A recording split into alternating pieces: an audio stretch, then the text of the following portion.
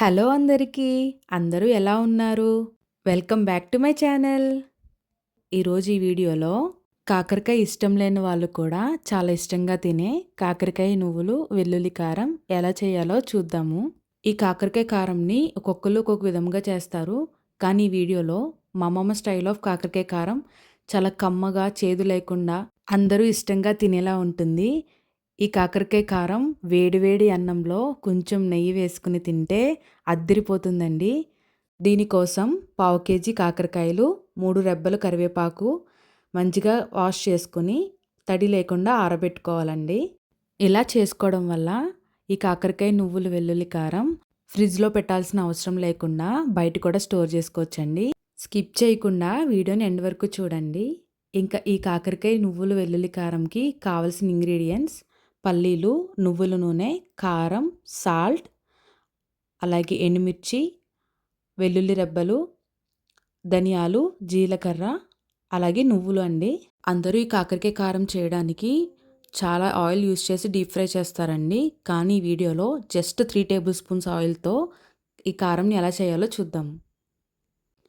మనం ఆల్రెడీ కడిగి పెట్టుకున్న పావు కిలో కాకరకాయల్ని వాటర్ లేకుండా ఆరబెట్టుకున్న తర్వాత వీడియోలో చూపిస్తున్న విధంగా చిన్న చిన్న స్లైసెస్గా కట్ చేసుకోండి. అప్పుడే మనకి మంచిగా ఫ్రై అవుతాయి. ఇలా కట్ చేసుకోవడం వల్ల తక్కువ ఆయిల్తోనే మనం కాకరకాయ నువ్వులు వెల్లుల్లి కారంని తయారు చేయొచ్చండి. ఇంకా ప్రాసెస్ స్టార్ట్ చేద్దాము. ముందుగా కడాయిలోకి 3 టేబుల్ స్పూన్స్ నువ్వుల నూనె వేసుకోవాలండి. 1 మినిట్ వెయిట్ చేస్తే ఆయిల్ మంచిగా హీట్ అవుతుందండి. ఆయిల్ హీట్ అయిన తర్వాత ఆల్రెడీ చిన్న చిన్నగా కట్ చేసి పెట్టుకున్న కాకరకాయ పీసెస్ని ఈ నూనెలో వేయాలండి. ఈ కాకరకాయ పీసెస్ లైట్ గోల్డెన్ బ్రౌన్ వచ్చే వరకు వేయించాలండి.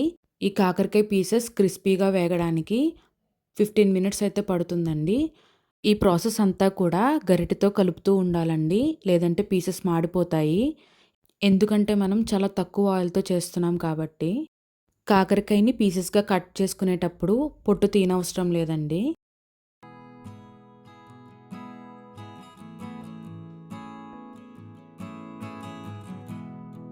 15 మినిట్స్ తర్వాత చూస్తే ఇలా పీసెస్ మంచి గోల్డెన్ బ్రౌన్ అయితే వచ్చాయండి.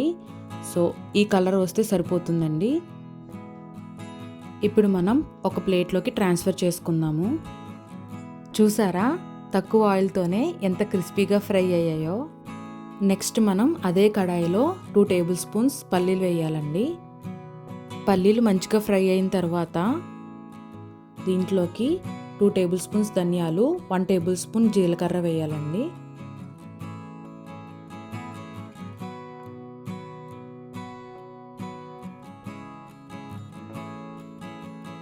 ఇలా ధనియాలు జీలకర్ర ఫ్రై చేసిన తర్వాత 6 ఎండుమిర్చి పీసెస్ని ఫ్రై చేసుకోవాలండి.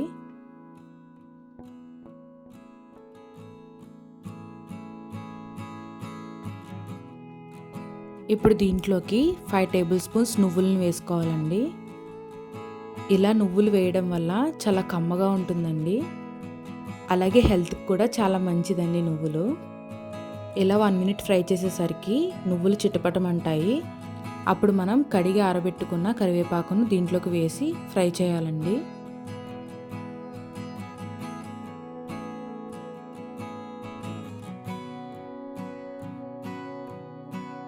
వీడియోలో చూపిస్తున్న విధంగా కరివేపాకు ఫ్రై అయిన తర్వాత ఇలా వేయించినవన్నీ కూడా ఒక ప్లేట్లోకి ట్రాన్స్ఫర్ చేసుకుని చల్లారి పెట్టుకోవాలండి.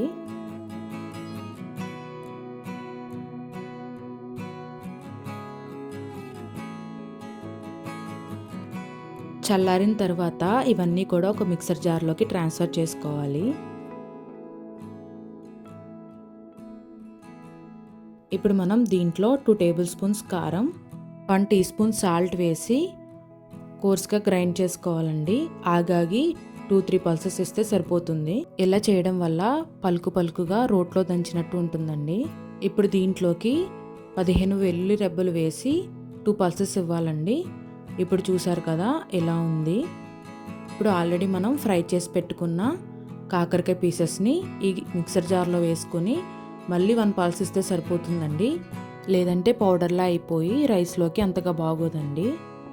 ఇప్పుడు ఒక ఎయిర్ టైట్ కంటైనర్ తీసుకొని ఇలా గ్రైండ్ చేసిన కాకరకాయ నువ్వులు వెల్లుల్లి కారంని ట్రాన్స్ఫర్ చేసుకోవాలండి. ఇలా ఎయిర్ టైట్ కంటైనర్లో వేసుకోవడం వల్ల ఈ కాకరకాయ కారం ఎన్ని మంత్స్ ఉన్నా పాడవకుండా ఫ్రెష్గా ఉంటుందండి. చూసారు కదా, చాలా తక్కువ ఆయిల్తో ఈజీగా కాకరకాయ నువ్వులు వెల్లుల్లి కారం రెడీ అయిపోయిందండి. వేడి వేడి అన్నంలో ఈ కాకరకాయ కారం ఒక్క స్పూన్ వేసుకొని అలా కొద్దిగా నెయ్యి వేసుకొని మంచిగా మన చేత్తో మిక్స్ చేసుకొని తింటే ఎంతటి వారైనా ఫిదా అవ్వాల్సిందేనండి. మీరు కూడా ఈ రెసిపీ తప్పకుండా ట్రై చేసి ఎలా ఉందో కామెంట్ సెక్షన్లో కామెంట్ చేయండి. రెసిపీ నచ్చితే మా అమ్మమ్మకి ఒక లైక్ వేయండి. అలానే నా ఛానల్ సబ్స్క్రైబ్ చేయండి. అప్పుడే నా వీడియోస్ మీ వరకు వస్తాయి. Thank you for watching. See you in the next video. Bye bye.